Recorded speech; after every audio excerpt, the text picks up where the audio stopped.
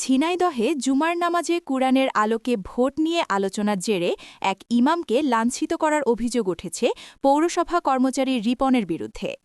ঘটনায় নিন্দা জানিয়ে দোষীদের বিরুদ্ধে ব্যবস্থা না নিলে পৌরসভা ঘেরাওয়ের হুঁশিয়ারি দিয়েছে জামায়াত ইসলামী।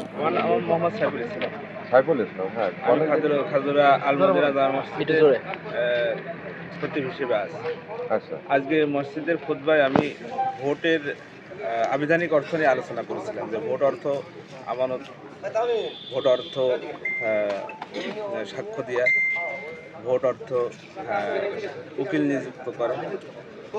এই সম্পর্কে আমি সূরা নিসা এবং সূরা হুদ, কোরআনের আয়াত এবং কিছু হাদিস দিয়ে আমি স্পষ্ট আলোচনা করেছিলাম যে এই বিষয়ে যদি কেউ টাকা পয়সা নিয়ে পক্ষপাতিত্ব করে যদি নিজের বিবেককে বিকৃত করে দেয়, এই জন্য আল্লাহ তাআলার কাছে তার জবাবদিহিতা রয়েছে।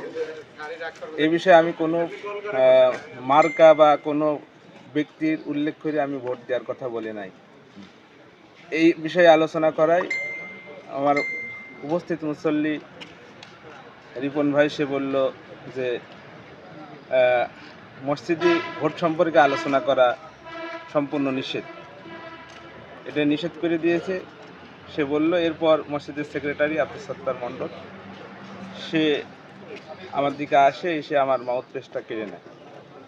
এরপর উপস্থিত মুসল্লিরা জড়সড় হয়ে যায়। মাউথ পেস্ট সবার সামনে আমাকে মাউথ পেস্ট কেড়ে নিল। এর থেকে বড় অপমান আর কি হতে পারে? এটা কোন মসজিদ? খাজুরা জর্দার আলমদিনা জামে মসজিদ। যে এটা আপনারা এটাও জেনেছেন যে আলমদিনা জামে মসজিদ, সেখানকার সম্মানিত খতিব সাহেব সরকারি নির্দেশনায়, সরকারি তো বলছে যে হা ভোটের পক্ষে কথা বলার জন্য, মানুষকে বোঝানোর জন্য, তিনি তার দায়িত্ব পালন করার জন্যই মসজিদে ভোট সংক্রান্ত বিষয়ে তিনি কথা বলছিলেন। তিনি কোনো দলের পক্ষে কথা বলেন নাই, কোনো মার্কার পক্ষে কথা বলেন নাই। তার ইমাম হিসাবে তার যেটা বলার নৈতিক জায়গা থেকে সে সেটা বলেছে, সরকারের নির্দেশনার আলোকে তিনি বলেছেন, সরকারই তাদেরকে বলেছে। এই প্রেক্ষিতে পৌরসভায় চাকরি করে রিপন, আব্দুর রহমান ওরফে রিপন, সে তাকে তার মাইক কেড়ে নিয়েছে, তাকে অপমান অপদস্থ করেছে মানুষের মাঝে। তো এই ব্যাপারে আমরা আজকে এটা অভিযোগ দিয়ে গেলাম। আমরা আশা করছি যে পুলিশ দ্রুতই পদক্ষেপ নেবে এবং পৌরসভার কাছে আমরা আমরা অভিযোগ দেব যে একজন পৌরসভায় যিনি সরকারি চাকরি করেন সে কীভাবে একটা দলের পক্ষ নিয়ে এইভাবে সে তার অবস্থান ব্যক্ত করছে এবং বাধা দিচ্ছে, সরকারি কাজে বাধা দিচ্ছে। এবার পৌরসভা কী পদক্ষেপ নেয় সেটাও আমরা দেখব। পৌরসভা যদি তার বিরুদ্ধে যথাযথ পদক্ষেপ না নেয় তাহলে প্রয়োজনে আমরা পৌরসভা ঘেরাও করব।